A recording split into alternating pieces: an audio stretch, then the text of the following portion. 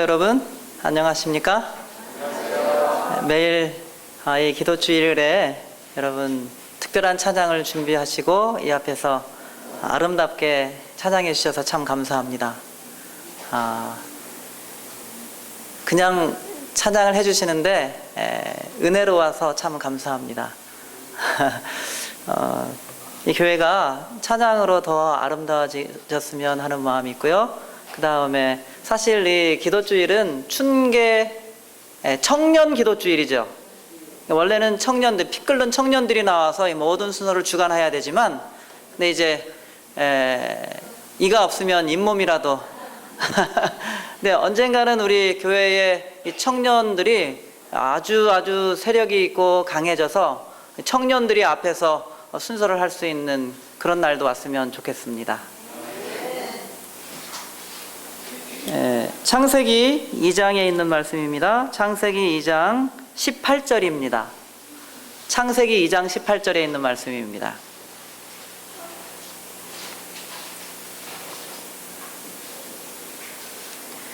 창세기 2장 18절에 있는 말씀입니다.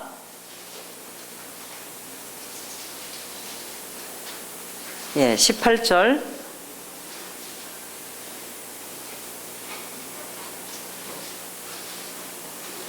2장 18절에 전반부에 있는 말씀입니다. 여호와 하나님이 가라사대 사람의 독처하는 것이 좋지 못하니 그 다음에 내가 그를 위하여 돕는 배필을 지으리라 하시니라. 사람의 독처하는 것, 혼자 사는 것이, 홀로 있는 것이 좋지 못하기 때문에 돕는 배필. 그래서 하나님께서 아담 혼자 두지 아니하시고 아담에게서부터 배필, 반려자를 창조하십니다. 그래서 아담 홀로가 아니라 아담은 부부로 함께 짝으로 존재하게 되죠. 그래서 이미 들어서 아시는 것처럼 하나님이 흙으로 각종 들짐승들, 공중의 새들을 다 지으신 다음에 어떻게 지으셨냐면 다 짝으로 지어 놓으셨지 않습니까? 그래서 아담 앞으로 이렇게 지나가게 하셨다고 그렇게 들으셨죠? 아담이 생각했을 거 아니겠습니까? 다들 커플인데, 다들 짝이 있는데 나는 혼자라는 것을 자각하게 만드신 것 같아요. 그래서 아담이 매우 아마 부러운 눈으로 바라보면서 그 동물들의 이름을 지어졌을 것 같습니다. 그런데 여기 여호와 하나님이 가라사대 사람의 독처하는 것이 좋지 못하니, 사람은 뭐 때문에 하나님께서 창조하셨다고요? 이사야 43장에 하나님의 영광을 위하여 창조하신 겁니다.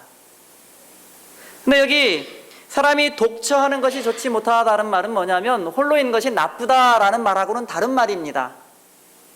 좋지 못하다라는 것은 나쁘다, 그게 아니에요.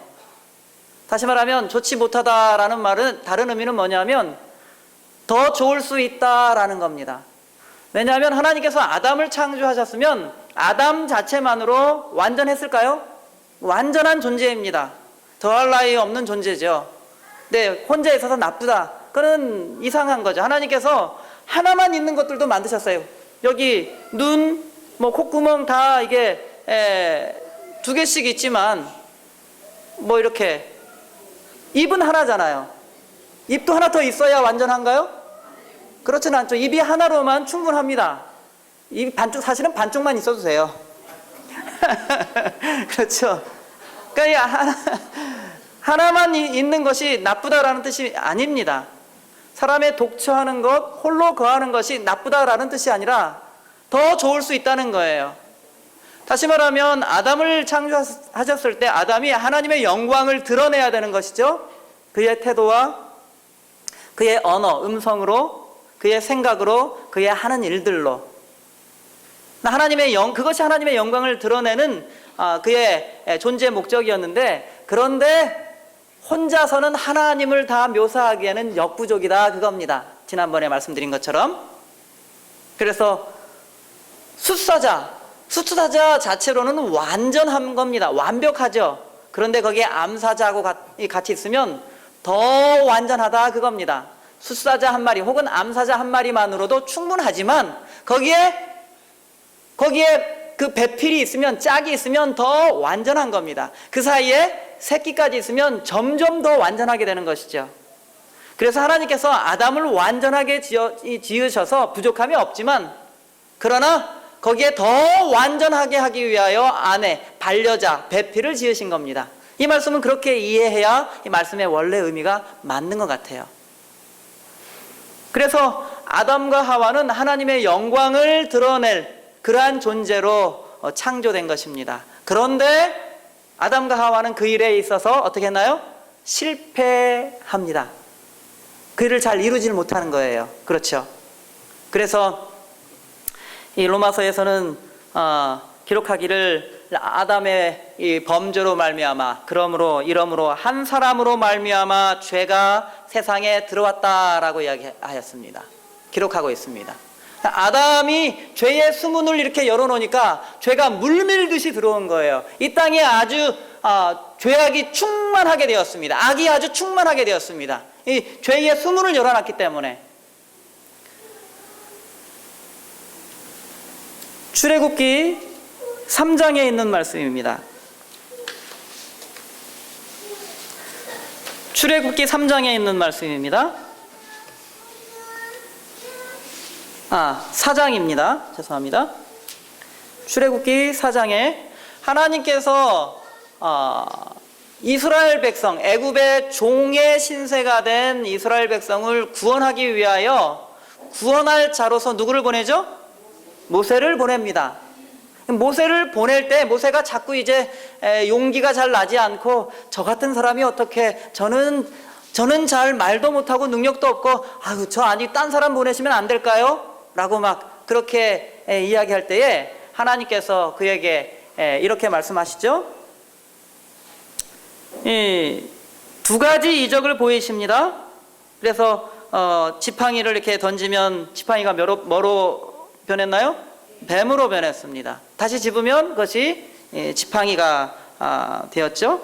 네, 두 번째 이적은 무엇이냐면 6절입니다. 여호와께서 또 가라사대 네 손을 품에 넣어라. 품에 이렇게 넣도록 한 겁니다. 하심에 손을 품에 넣었다가 내어보니 그 손에 뭐가 있었어요? 나병, 그 환처가 질환이, 그 병에 걸린 손이 나온 거예요. 멀쩡한 손을 품에 집어넣었더니 이렇게. 자, 이러한 징조를 가지고 이스라엘 백성 앞에 나아가라 그랬습니다. 그런데 이러한 이 이적을 보인 것 같지는 않습니다. 나중에 애굽에 가서. 네, 이 이적은 그러니까 이 기록되어 있지만 모세만 본 것 같아요. 모세는 지면에서 그 땅에서 가장 온유한 사람이었다고 그랬죠. 가장 겸손한 사람이었습니다. 그 인간성이 된 사람이었습니다. 그런데 가슴에 손을 이렇게 넣었다가 꺼내봤더니 손에 뭐가 묻어 나왔다고요? 문둥병이에요. 마치 거울 같습니다. 손거울 같으죠. 모세야, 내가 너를 지도자로 세웠지만 넌 어떤 사람이냐 하면, 어떤 사람인지 가르쳐줄까? 너 품속에 손 넣어봐. 그래서 이 품 안에다가 이렇게 손 넣고 이렇게 했더니 뭐가 묻어 나와서 손에 보니까 자기 마음속에는 문둥병이 묻어져 나온 겁니다. 이 문둥병은 누구에게서부터 나온 거예요?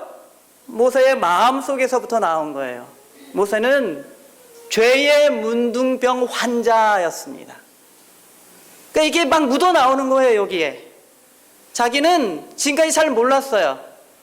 그런데 하나님의 방법으로, 하나님의 생각으로, 하나님의 시야로 자기 자신의 가슴 속 깊은 데를 이렇게 손을 넣었다가 이렇게 빼봤더니 여기 보니까 다 문둥병 때문에 다 일그러지고 찢어지고 떨어져 나간 그 문둥병 환처가 보인 겁니다. 마치 거울이 되어서 자기의 마음속의 거울을 본 거예요. 죄가 홍수처럼 들어와서 모든 사람들의 마음이 다 그렇게 문둥병자처럼 치유할 수 있는 길이 없는 겁니다. 죽을 수밖에 없는, 죽을 운명이 기다리는 문둥 환자와도 같은 그러한 상태에 우리가 있다라는 것입니다. 모세뿐만이 아니에요. 모세와 똑같이 우리가 하나님의 명령을 듣고 이렇게 가슴에 넣으면 우리의 마음속, 우리의 정신 속에 뭐가 있다는 겁니까? 우리는 죄의 문둥병 환자입니다.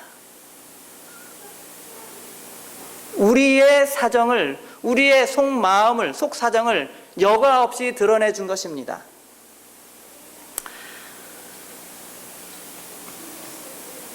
방글라데시에 옛날에 2007년인가 6년인가 8년인지 아침 기도력에 이런 이야기가 나왔습니다. 이 대학에 계시는 여 교수님께서 여기 아침 기도력을 적어주셨는데, 방글라데시에서 있던 일입니다.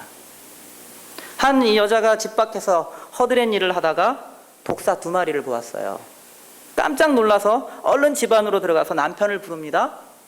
여보, 코브라예요, 코브라. 우리 집에 코브라 2마리가 나타났어요. 이 방글라데시에는 집안 애들에게 코브라가 나타날 정도랍니다. 남편이 깜짝 놀랐습니다. 어떻게 해야지? 근데 코브라를 집 주위에 돌아다니도록 놔둘 수는 없으니까, 그래서 잡긴 잡아야 되는데 그게 2마리가 사라져버린 거죠. 그래서 이게 어떻게 할까 고민하다가 생각난 게, 여보, 뱀 조련사를 부릅시다. 뱀을 잘 이렇게 다스릴 줄 아는 사람. 그 사람은 아마 이 뱀을 어떻게 해야 되는지 습성을 잘 아니까, 그 뱀하고 매일 생활하니까 그 사람에게 좀 맡겨서 이 코브라를 잡도록 합시다. 그래서 이 뱀 조련사가 조수들하고 같이 이 집에 찾아옵니다. 난로 뒤에도 현관 밑에도 집 안에 있는 모든 틈새를 다 이렇게 샅샅이 뒤져봤는데 있었을까요? 없었을까요? 없었어요. 안 보였습니다. 그래서 가만히 막 여기저기 찾아보고 그 다음에 생각해 보더니 이 주인에게 마룻바닥을 한번 파봐도 될까요? 그랬어요. 뱀들은 마룻바닥에, 이런 마룻바닥 같은 곳에, 어두운 곳에 숨기도 하거든요. 축축한 곳에. 그래서 마룻바닥을 파기 시작했는데 깊이 팔 필요도 없었습니다. 흙을 조금 파내니까 코브라가 2마리가 있었는데, 그런데요, 거기서 또 1마리가 나오고 또 1마리가 나오고 계속해서 이 코브라가 나오는 겁니다. 그래서 이 뱀 조련사하고 조수들이 계속해서 마룻바닥을 팠는데 점점 더 많은 뱀을 찾아냈어요. 그래서 나온 게, 놀라지 마십시오, 이 어린 뱀들까지 쳐가지고 3,500마리 뱀이 나왔어요. 거기에 알이 수백 개가 있었다는 겁니다. 무섭죠? 멀쩡한 집이었어요. 코브라 2마리가 나타나기 전까지는 이 집은 안전한 집이었습니다. 살만한 집이었어요. 괜찮은 집이었습니다. 안전한 집이었죠. 그런데 문득 속에 있는 게 이렇게 고개를 이렇게 내어놓고 2마리가 딱 나타나니까 알고 봤더니 거기는 뱀의 소굴이었습니다.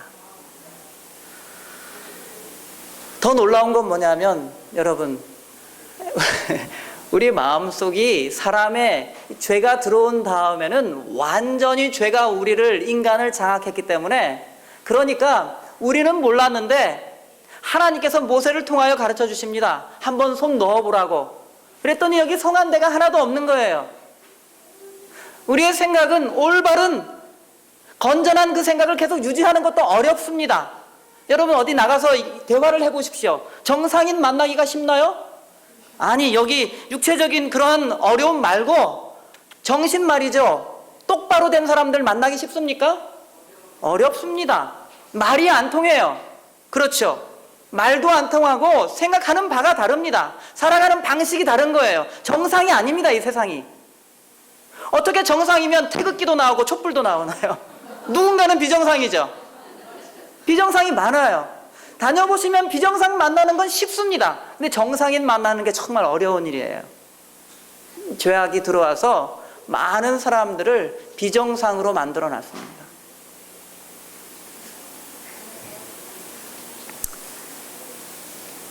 이 창세기 3장에 있는 말씀을 다시 좀 살펴보겠습니다. 죄가 이렇게 들어와서 사람을 완전히 죄악적인 상태로 바꿔 놓았고 우리를 이렇게 죄인으로 만들어 놓았고 이 죄가 어디까지 침범하느냐 하면 사실 창세기 3장 9절부터는 이 조사 심판입니다. 하나님께서 아담에게 하와에게 뱀에게 자꾸 물어보시지 않습니까? 그러니까 8절 창세기 3장 1절부터 8절까지는 죄를 범죄하는 장면이고 9절부터는 그 범죄하는 일에 대한 조사가 시작되는 겁니다. 조사 심판입니다. 그리고 또 어떤 면에서는 이것은 가정법원에서 일어난 일이에요. 아담과 하와, 부부와 뱀. 옛날에는 꽃뱀이 있었잖아요. 부부에 관한 이야기를 다루기 때문에 그렇습니다. 가정법원인데 가정법원에서 부부의 일을 다루면 어떻게 되나요? 결과가 같이 살든지 헤어지든지 둘 중에 하나입니다.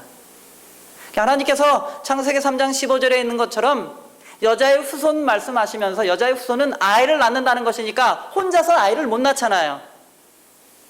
혼자서는 아이를 낳을 수가 없습니다. 그런데 하와가 아이를 낳을 거라고 했으니까 누구의 아이를 낳아야 되는 건가요?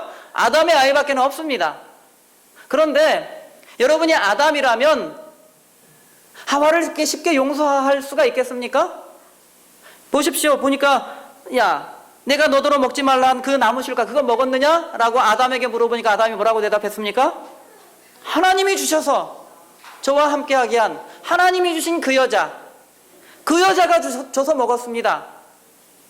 그러니까 이 아담과 하와는 매우 지성이 뛰어나기 때문에 이 말 하나로 그 말이 의미하는 바가 무엇인지를 하나님도 알고 아담도 알고 하와도 압니다. 하나님에게 책임이 있다는 거예요. 무슨 책임입니까? 우리를 죽게 만든 그 책임은 당신이 만든 여자에게 있습니다. 당신이 문제입니다. 라고 이야기하는 거예요. 원래는 아담이 하와를 너무 사랑해서 아내를 너무 사랑해서 아내가 없는 건 상상할 수 없었기 때문에 아내 때문에 먹었습니다. 아내 때문에 죽기로 결심한 거죠. 같은 운명이 되기로 결심한 겁니다. 그래서 정말 사랑하는 줄 알았는데 범죄하고 난 다음에는 딴 사람이 됐어요. 하나님께도 책임을 묻고 여자 아내에게도 책임을 전가하고 자기가 먹었으면서 자발적으로 먹었으면서 그러니까 여기 아담과 하와가 같이 화목하게 지내는 것은 쉬운 일이 아닙니다. 죽게 생겼으니까요.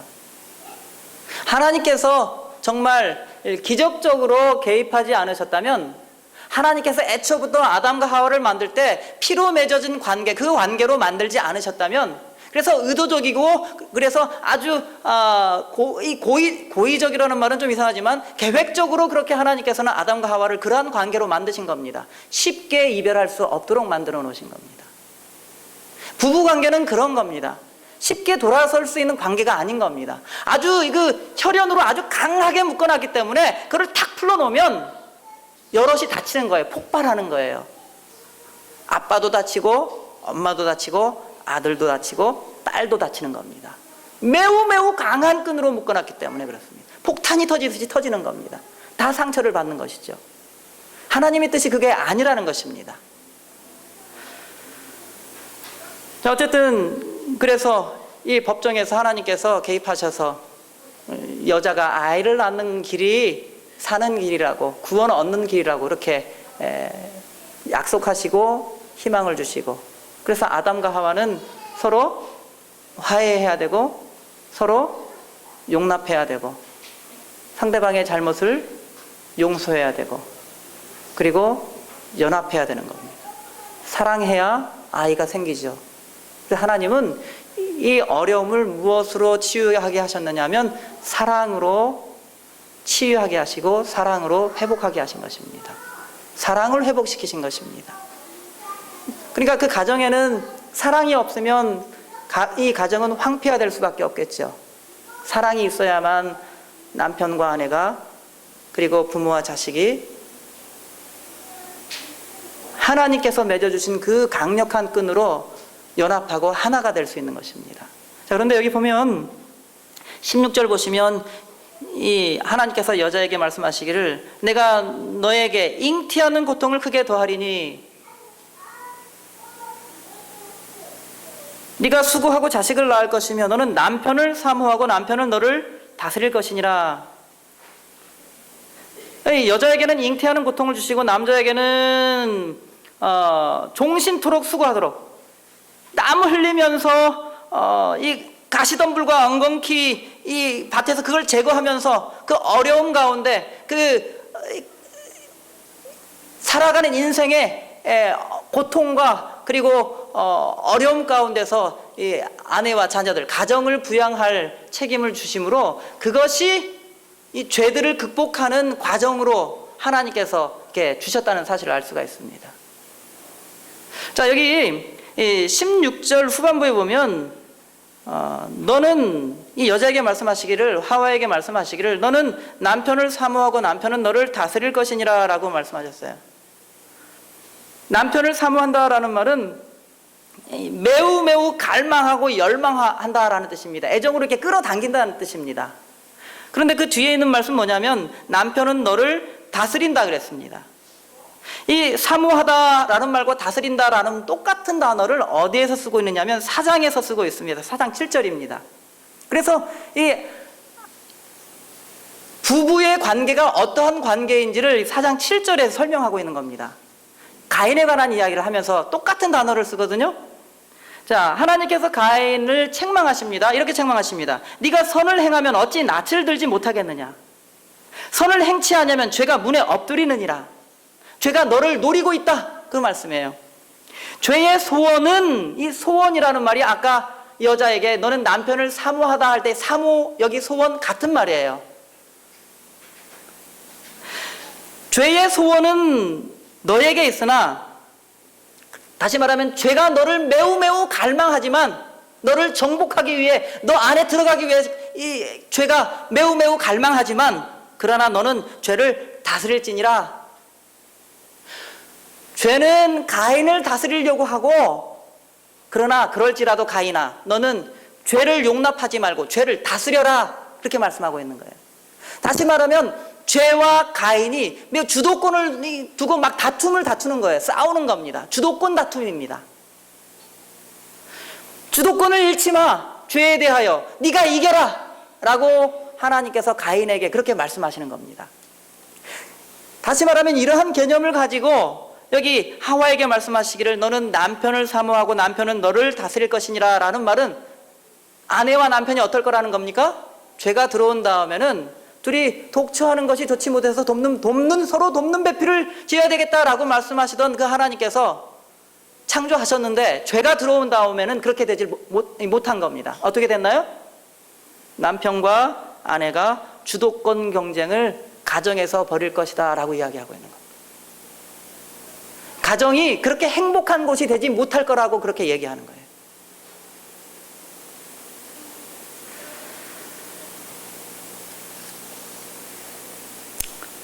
여기 이 공동번역에는 이 말씀을 이렇게 번역하고 있습니다.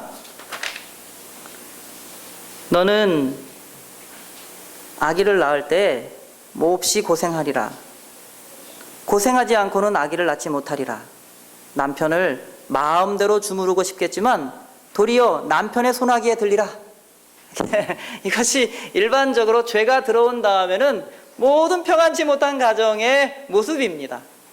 그래서 여기 그 가정 안에 가시덤불과 엉겅퀴 같은 것들이 항상 존재하는 것입니다. 그런데 하나님께서 가정을 그러한 장소로 만드셨어요. 왜 그러셨을까요? 아담이 밭을 일구는데 거기 쉽게 밭을 일굴 수 없도록 만들어 놓으셨어요. 수고해야만, 거기에 나온 잡초들, 가시들, 엉겅퀴들을 제거해야만 농사가 잘 될 수 있도록 만들어 놓으셨어요. 아내는 아이를 낳으면서 그리고 기르면서 누구의 마음을요? 그때 비로소 하나님의 마음을 하와가 깨닫도록 만들어 주셨습니다.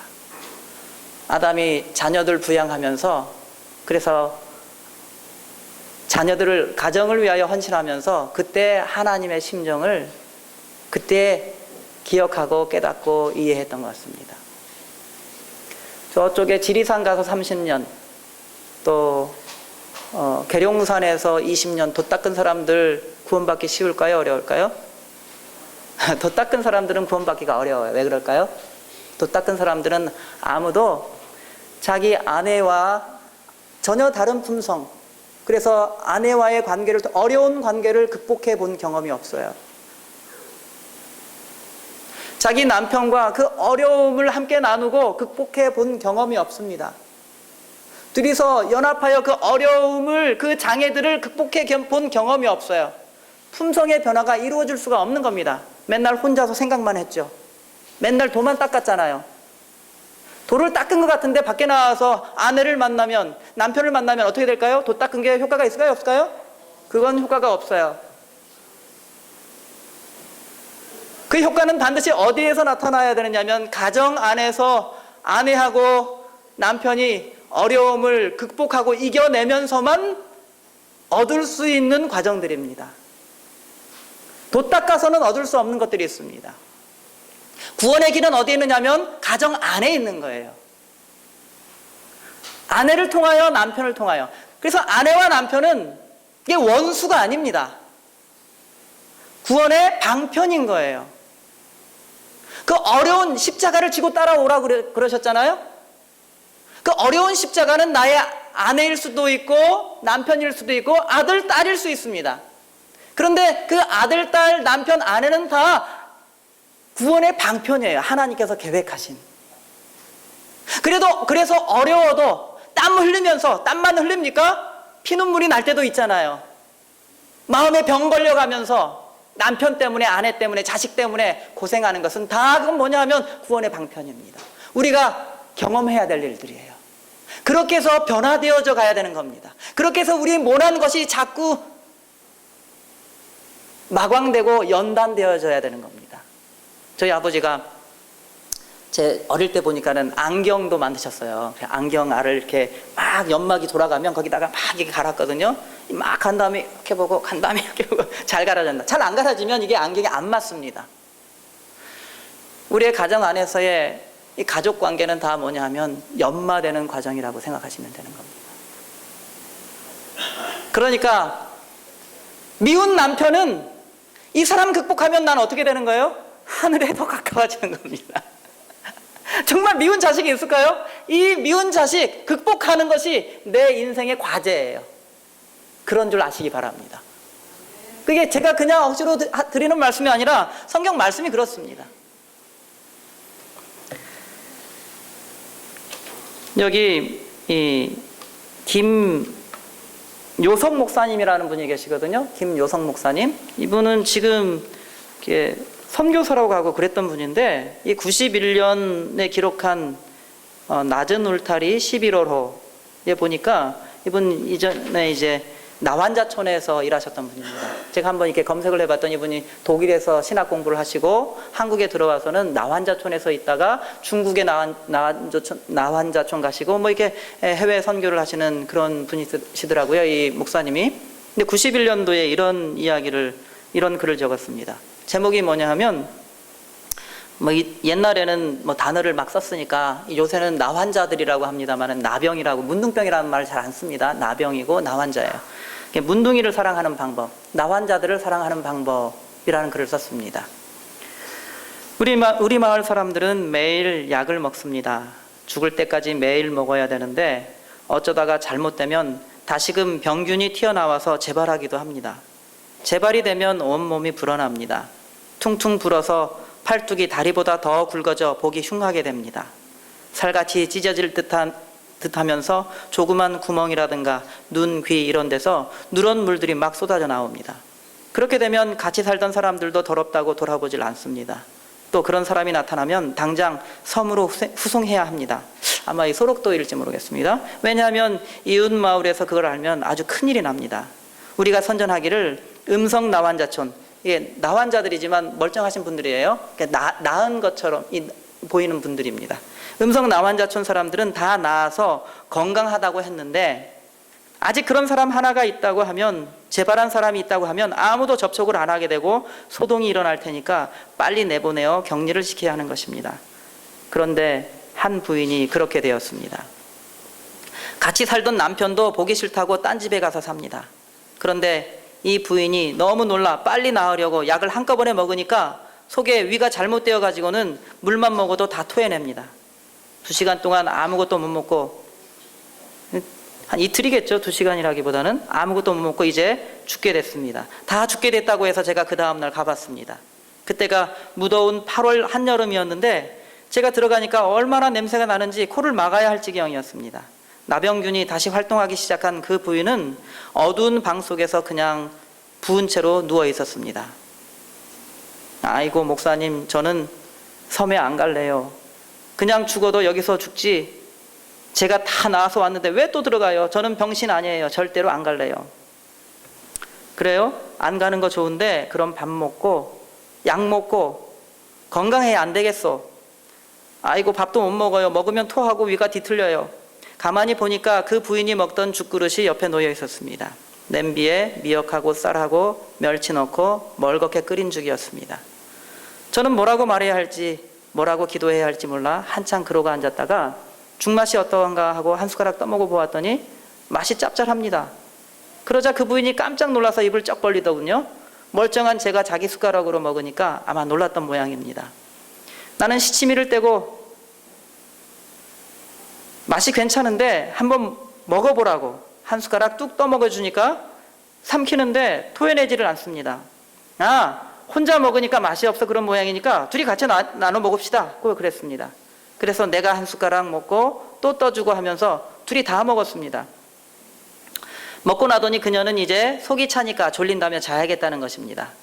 그녀가 들어눕는 것을 돕다가 나는 손수건을 꺼냈습니다. 무지막지한 나병균이 살갗을 뚫고 나와 누런 진물을 내게 만드는데 어떻게나 더럽고 냄새가 나는지 그냥 두고 볼 수가 없었기 때문입니다. 이쪽 팔을 닦으면 저쪽 팔에서 누런 액체가 솟아나오고 저쪽 팔을 닦으면 눈알이 빠진 눈두덩이에서 누런 물이 쏟아져 나와 주체할 수가 없을 지경입니다. 살같이 썩는 냄새, 해골만 남은 문둥이의 시커먼 살 속에서 나병균이 꿈틀거리며 피부를 썩게 하는 냄새. 오랜만에 죽 한 그릇을 다 먹은 부인은 기운 없이 누워있는데 덥고 좁은 방에서 그녀의 몸을 씻어주고 있는 나의 눈에 문득 저물어가는 햇빛 한 조각이 창문을 통해 비쳐 들어오는 게 보였습니다. 나는 그때 황금빛 하고 소리쳤습니다. 뭐라고요? 부인이 눈을 뜨며 나를 쳐다봅니다. 이게 다 금이네. 썩는 냄새가 싫어 남편도 버리고 도망간 불쌍한 여인의 몸에서 줄줄 흐르는 진물이 내 눈에는 마치 황금빛으로 보였던 것입니다. 자매님은 부자시네요. 온몸에서 금이 솟으니까 부자지요. 나는 그녀의 팔을 저녁 햇살에 비춰보며 소리를 질렀습니다. 기운이 다 빠진 부인은 핏이 굳더니 잠이 들어버리고 나는 계속해서 그녀의 움푹 들어간 눈이며 문드러진 코며 꾹꾹 떨어져 나간 입술 주위를 닦다가 이런 생각을 했습니다. 그렇다. 이게 사랑이로구나. 목사인 내가 듣기 좋은 말만 하루 종일 들려주기 이전에 이 문둥이를 사랑한다는 그 말대로 산다면 나 자신이 문둥이가 되는 것, 문둥이가 먹는 음식을 같이 먹고 문둥이와 살갗을 대며 살아가는 것, 그것이 바로 사랑이로구나. 그러면서 그녀의 상처에서 흐르는 진물을 황금으로 보도록 눈부신 햇살을 비추어 주시는 주님께 무한히 감사드렸습니다. 이 나병 환자들은 평생 약을 먹어야 된다. 약을 평생 먹어야 되는 그 질병들이 있죠. 네, 이분들 평생 이렇게 약을 먹지 않으면 안 되는 분들이죠. 그래서 약을 먹으면 거의 이렇게 잘 낫는다고 하는 것 같아요. 지금은 약이 좋아서. 근데 이 목사님이 깨달은 건 뭐냐면 그러니까 이 나병 환자를 대하면서 그가 깨달은 건 이 나병 환자처럼 되는 것, 같이 먹고 같이 살갗을 대면서 같이 살아가는 것, 이게 바로 사랑이로구나 하고 그걸 깨달은 거예요. 그러니까 이분은 그런 사람하고도 살았어요. 그런 사람하고 이렇게 사는 것이 그게 진짜 사랑이 오고 가는 거구나 하고 생각했던 거예요. 설마 우리 집에 있는 내 아내 남편이 문둥이 같지는 않겠죠. 나병 환자 같지는 않겠죠. 훨씬 낫잖아요. 같이 먹고 같이 살잖아요. 한 지붕 아래서. 그리고 닮아가잖아요. 그 사람처럼. 그렇게 사랑이 오고 가면 그게 그 사랑이 어떤 사랑이냐면 하나님께서 우리 같은 모습으로 오셔서 우리와 함께 먹고 마시고 자고, 다시 말하면 하나님이 인간의 모습으로 오신 것은, 인간의 모습을 이렇게 쓰신 것은, 이 인간의 모습을 하신 것은 하나님께 치욕입니다.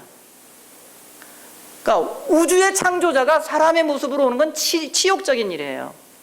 큰 수모를 당하는 겁니다. 그런데 그걸 개의치 아니하시고 사람의 모습으로 오시고 함께 드시고 함께 주무시고 함께 살으신 겁니다.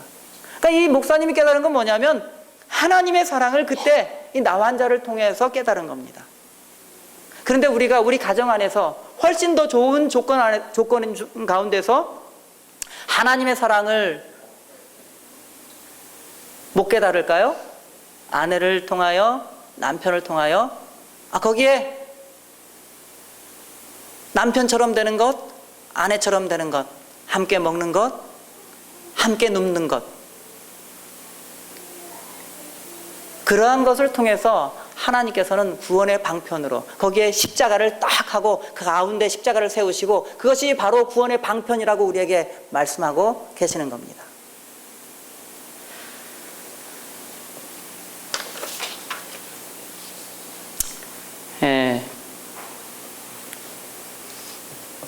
어제 제가 읽어드린 말씀이 있었습니다.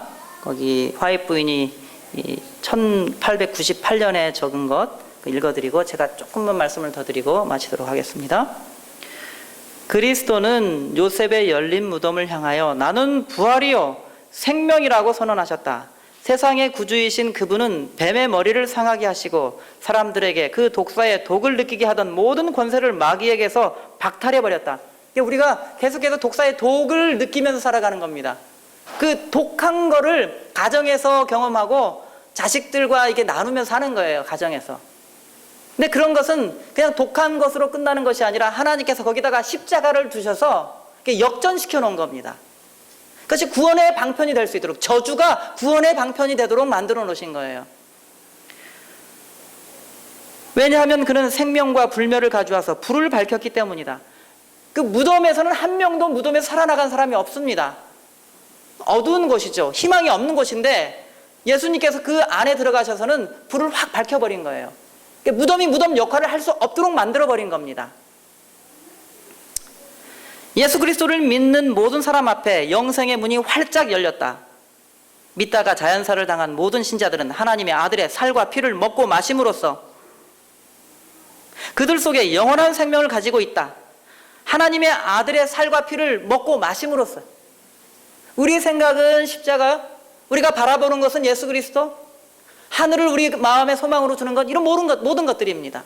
계속해서 자기 자신을 절제하고 하나님 앞에 우리의 죄를 고백하고 두렵고 떨리는 심정으로 하나님 앞에 나아가는 것, 이런 것들입니다.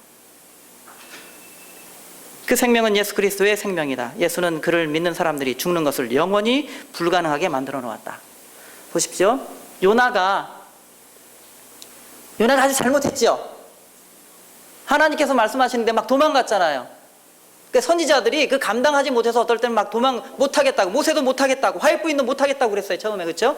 그 요나도 마찬가지였습니다. 근데 요나는 한 수 더 떠나가지고 막 도망갔어요. 배 타고 가면 모를 줄 알고. 하나님 그거 모르시겠습니까? 근데 이게 바다에서 뛰어내렸잖아요. 근데 뭐가 삼켰어요? 큰 물고기. 그게 고래상어인지 고래인지 잘 알 수 없으나 아주 큰 물고기가 삼켜버렸어요.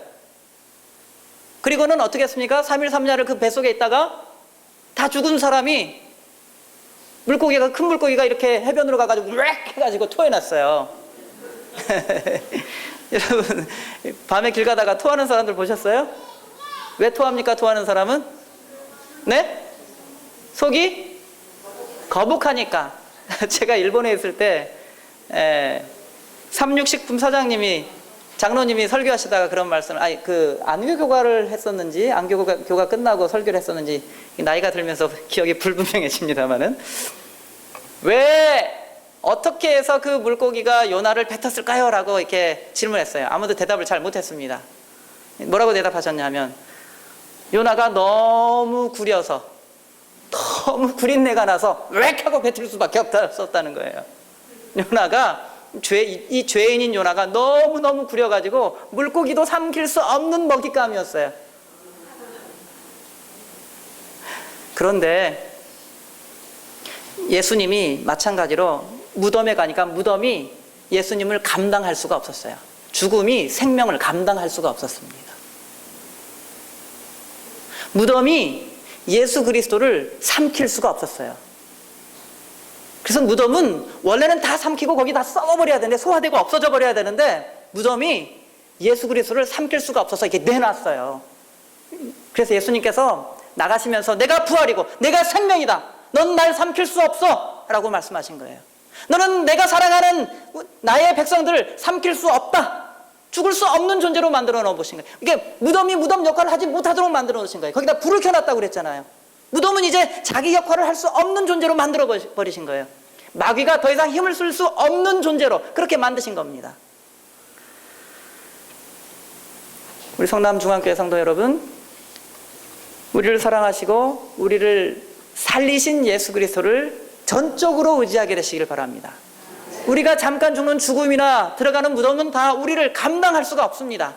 토해낼 수밖에 없는 존재들입니다. 예수 그리스도께서 오실 때에 우리 모든 장로님들, 우리 모든 집사님들, 우리 모든 청년들, 학생들, 어린아이들 예수 그리스도 안에 있다가 잘 예비된 사람들이 되었다가 예수님께서 다시 오실 때에 우리가 영원한 생명으로 그 무덤에서 혹은 살아있는 대로 예수 그리스도를 만나는 엄청난 기적의 일들, 귀한 일이 우리 가운데 일어나게 되기를 간절히 바라면서 오늘 말씀을 마치겠습니다.